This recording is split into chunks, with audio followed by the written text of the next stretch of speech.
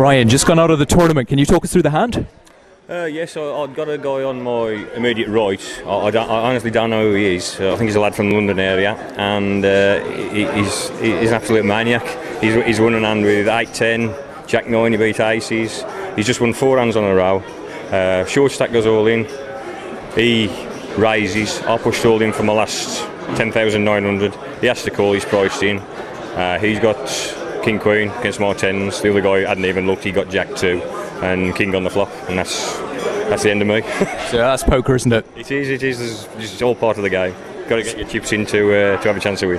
Absolutely. So you've had a very successful last month. You won the Welsh Online Championship. You've obviously gone deep here today, but not today too, as I'm sure you'd have hoped. I mean, talk us through your game. I mean, how do you think is your game developing? I'd just like to believe that I'm improving all the time. I always think you can always improve at this game. You never think that you know everything, no matter how good you are, and always just carry on learning. Read books, read the magazines, listen to what people say. As we know, you've set up the Black Country Poker Club, and that's based out of a pub in the Midlands. How do you find the jump from pub poker to casino-based poker? Well, our club's quite good really, because the players who play, most of them are APAT members, and we've got a few what you'd call real rookies playing, but they're improving at such a rate through playing with players who are classed as being decent players, i.e. Steve Redfern and that type of player. And people like that can only get better, and I don't think there's a lot of difference really, because I think our standard's pretty good. Agreed. I mean, I was talking to Marcel earlier on, one of your players, and his online qualifying record for APAT events is just outstanding. I mean, how have you managed to gather together so many very, very useful players? Well, it's just amazing. I mean, it was just through posting on APAT and probably a lad books forum as well. And I mean, hardly any of us knew each other, and now we're all good friends. And we're entering team tournaments together. We're entering one at Dustal. Well, we're putting 2 teams in Dustal Dawn tournament in August.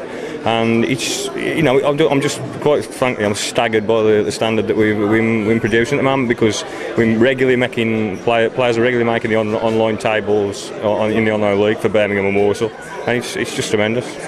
And I know with your own poker league, of which I think you're leading by a point or so, it's all very, very tight. Until last night.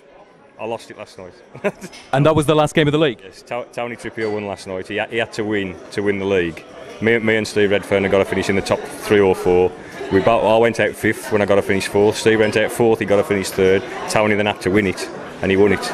That gives him a £550 buy into the GUKPT at Warsaw at the end of June. Fantastic. So that'll be the first member of your club essentially going on to play in a bigger tournament due to the club itself. It will be, yes, and we'll all be there behind him, because Tony's a good guy, and it's a good club in that everybody wants to win, but they're all behind whoever does win, and that's all part of the game. It's all part of the fun.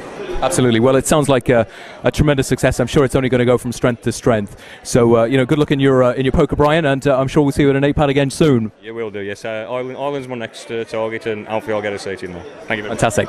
Thanks. Thank you.